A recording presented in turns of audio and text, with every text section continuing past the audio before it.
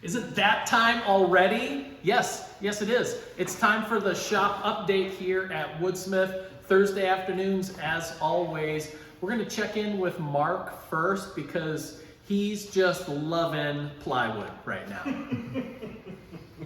Yep, I love it. I think this is probably the 4th project in a row that's consisted of plywood. So, anyways, progress on the Dylan designed Beam Workbench, which is this guy, and then a companion, which is the mobile storage cart that slides underneath this workbench.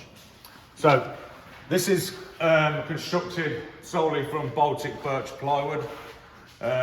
This is an I-beam construction, so we've got 2 long pieces of plywood. We've got a dado cut in there, and then a support piece connecting the 2. Hence, that's why it looks like an I-beam. These are notched out for the posts, and lucky me, I actually get to work with some proper wood this afternoon rather than plywood. So the legs are constructed from beech. So that's those 2 big planks. I'll get started on that, milling that later on. This is all I've got left to do is the legs, and I'm going to put some laminate on the top side of that. The mobile storage is pretty much wrapped up. A couple of big heavy duty drawers with some heavy duty slides. This is going to be laminated as well. Green laminate that Dylan's got through there. It's going to have wheels on it. Just a little bit of storage area on both ends. And that's pretty much that. I do like the dowels on the ends. That's a cool little feature. Oh no, it is pretty cool. I was just asking Steve, like, how am I going to drill those accurately in the centre? So he suggested making a little kind of jig here, which is this guy. So I know where the centre of this is, so I can mark the centre of this to the fence, and then the dowel will sit in the centre of that. So once that's on the fence, and I can put my dowel in there like so. It's a good little tip. And then I can just move this, and keeping this firm in there. I mean, you can use double-sided tape or try and clamp it, but I just wanted to move it along a little bit faster, so that's going to be dead accurate in the middle of the dowel, and it keeps it sturdy and doesn't want to twist. So that's how I did that. Any other little tips on this one?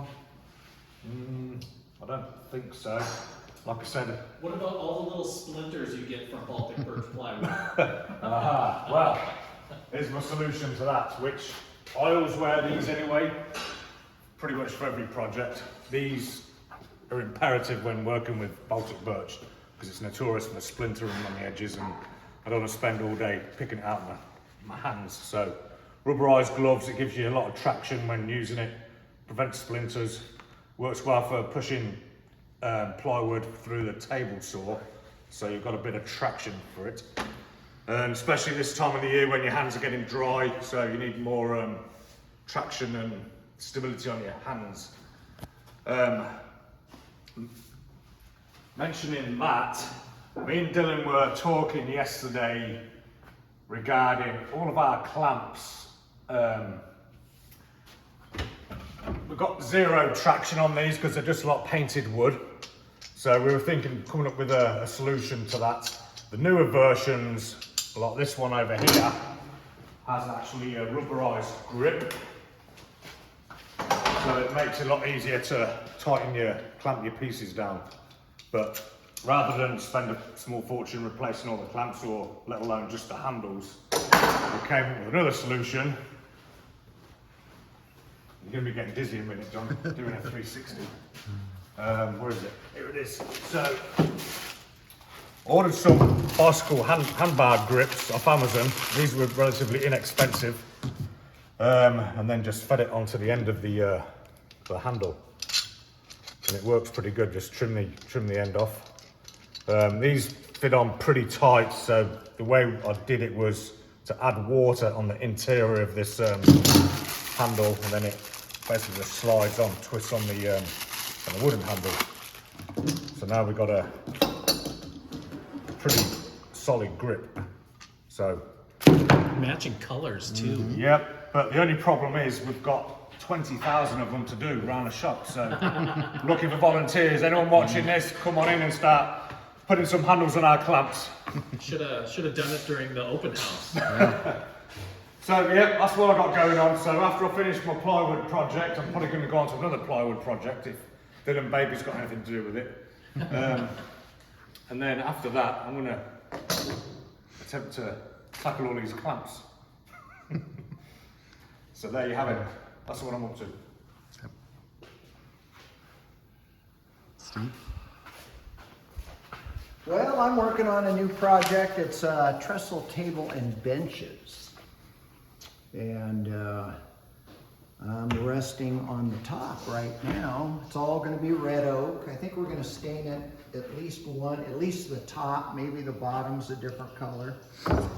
But so I've been working. This gets pretty heavy. We're 32 inches long, 74 inches, or 32 wide, 74 long. And then we've got these tenons on the end. So you have to make the breadboards and get them to fit.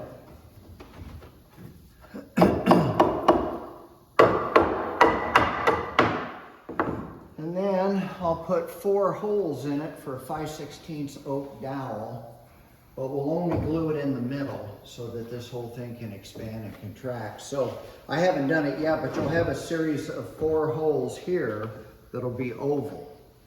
So I'll glue the middle 2-3 inches, and then the dowels will help keep the breadboard end on, but be able to expand and contract.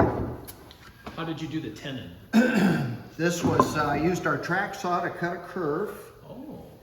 And because these are so big, you know, you can't, this probably, I don't know, weighs 80 pounds. And so I cut a curve on both sides. Then I used a router with a short straight bit and just came in about 3/16 from the apex here and just cleaned it all out, made it flat. Then took my chisel, came in, came down, came in, came down to clean out that corner. And then used a handsaw to cut off these and chiseled off the shoulders. So a lot of hand work.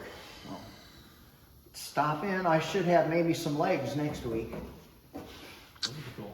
Good. All right, kind of like an East Coast, West Coast thing we got going on here. We got the plywood on one end, solid wood down over here. Who's gonna win? We don't know. So you'll have to come tune in next week for the shop update. Don't forget to check out, right now we have our Halloween plan sale going on. Trunk or treat, we call it. 50% off over at Woodsmith Plans. Use the promo code SPOOKY. Happy Halloween, everybody. We'll see you next week.